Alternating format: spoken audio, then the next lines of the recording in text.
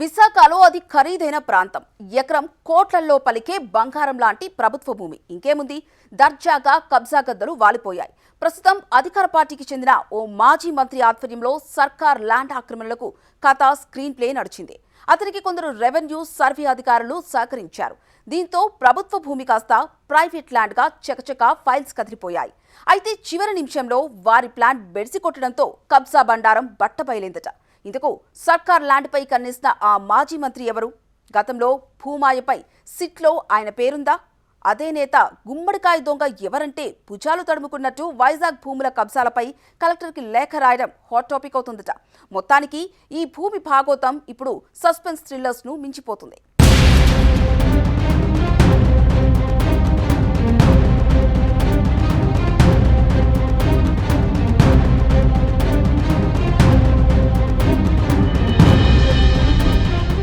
విశాఖ నగరంలో భూముల కుంభకోణాలు కొత్తేమీ కాదు. రికార్డులు తారుమారు చేసి దర్జాగా భూమిని హాంఫర్ట్ అనిపించిన ఘటనలు చాలానే ఉన్నాయి. విశాఖ నగరంలో ప్రస్తుతం హైలీ కాస్ట్లీ ఏరియాగా ఉన్న ఎండాడలోని సర్వే నెంబర్ 13/4లో ఉన్న 30 ఎకరాలపై అధికార టీడీపీకి చెందిన ఓ మాజీ మంత్రి కన్నుపడింది. అంతే, రెవెన్యూ సర్వే విభాగాల్లోకి కొందరు అధికారులు సిబ్బంది ఆ మాజీ మంత్రికి వత్తాసు పలికారు. ఇంకేముంది, 600 కోట్ల విలువైన భూమిని దర్జాగా కాజేసే స్కెచ్ అమలు జరిగిపోయింది.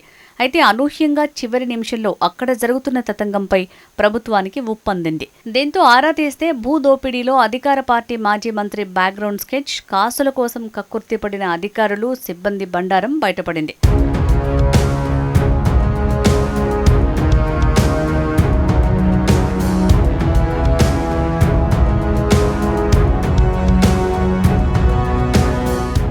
ఎండాడలోని 13/4 సర్వే నంబర్లోని 30 ఎకరాల భూమి రెవెన్యూ రికార్డుల్లో ప్రభుత్వ భూమిగా నమోదైంది.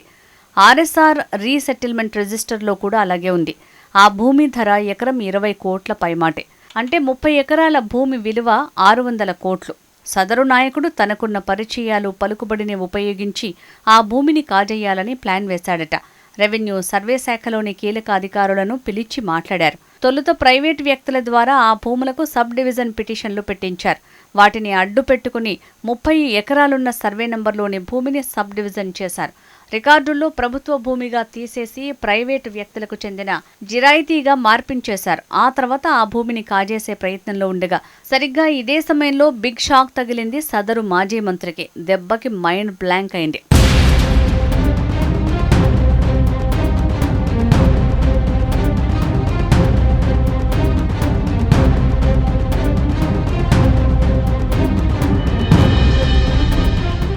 రికార్డుల్లో మార్పులు చేర్పులు చోటు చేసుకోవటం, చకచకా రీసర్వే జరగడంతో రెవెన్యూ ఉన్నతాధికారుల్లో ఎండాడలో ఏదో జరుగుతోంది అనే చిన్న అనుమానం తలెత్తింది.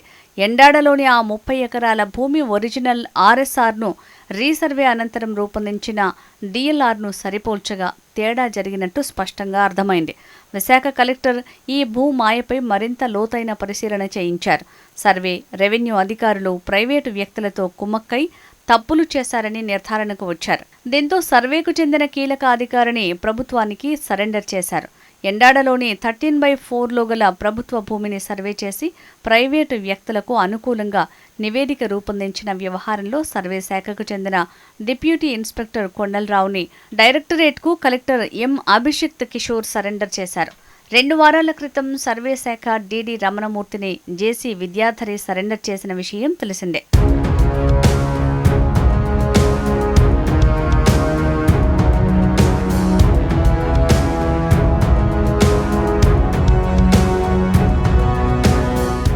విశాఖ ఎండాడలోని 30 ఎకరాల ప్రభుత్వ భూమిని గోల్మాల్ చేసేందుకు జరిగిన ప్రయత్నాలపై విచారణ చేయమని కలెక్టర్కి కీలక ఆదేశాలు అందాయి.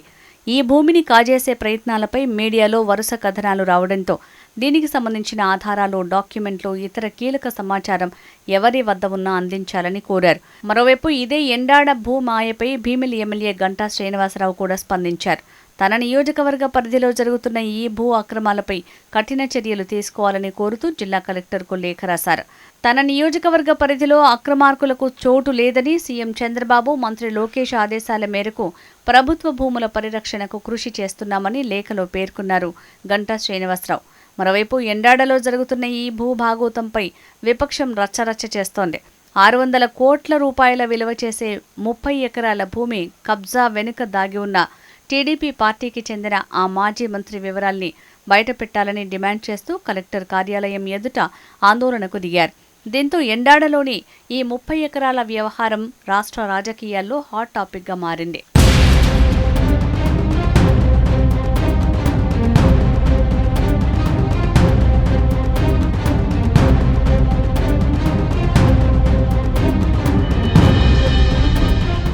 విశాఖ సిటీలో భూ కబ్జాలు, భూమాయలు కొత్త కాకపోయినా టీడీపీకి చెందిన ఆ మాజీ మంత్రి ఎవరా అన్న ఆసక్తి అటు రాజకీయాలతో పాటుగా ఇటు ప్రజల్లోనూ నెలకొంది.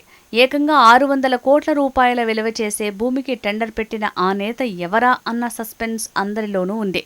ఇప్పుడు ప్రభుత్వం సదరు మాజీ మంత్రి బండారాన్ని బయటపెడుతుందా, లేక భూ కబ్జాలపై వేసిన సిట్ రిపోర్టుల వల్లే ప్రభుత్వాలు మారినా సరే గుట్టు చప్పుడు కాకుండా రహస్యంగా ఉంటుందా అన్న చర్చలు కూడా సాగుతున్నాయి.